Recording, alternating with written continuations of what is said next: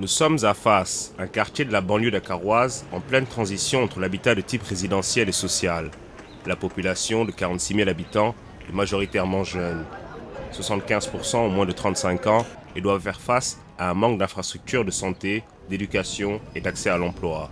C'est ici, au cœur de la capitale sénégalaise, que l'UNFPA, le Fonds des Nations Unies pour la population, a choisi de lancer un projet pour répondre aux questions d'autonomisation des femmes, de la santé, de l'éducation, de l'emploi des jeunes. En un mot, les composantes du dividende démographique. Un projet qui a été présenté aux communautés locales vendredi lors de la visite sur le terrain de l'envoyé spécial du secrétaire général de l'ONU en charge des jeunes. Il s'agira certes de mener une politique de planning familial bien comprise, respectant les valeurs, les us et coutumes des populations, mais surtout de mettre l'accent sur les investissements stratégiques, en particulier dans la santé et l'éducation, en vue d'assurer une progression qualitative de ces populations. Il faut nécessairement passer par la formation des jeunes filles.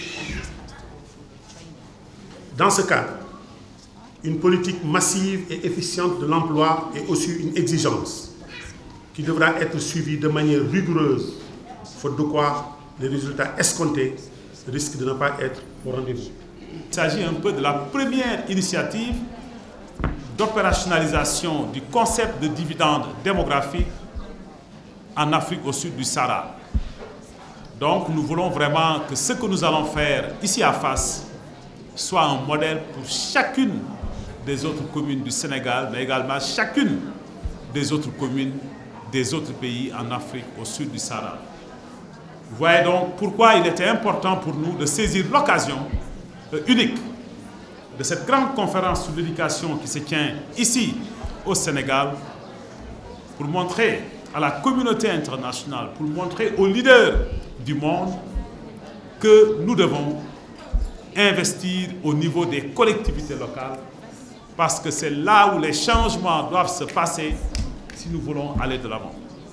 Venu réitérer son soutien à ce partenariat, l'envoyé spécial du secrétaire général de l'ONU avait exprimé plus tôt dans la journée, lors de la conférence sur le partenariat mondial pour l'éducation, l'importance d'investir dans l'éducation et dans la jeunesse pour capturer le dividende démographique en milieu urbain.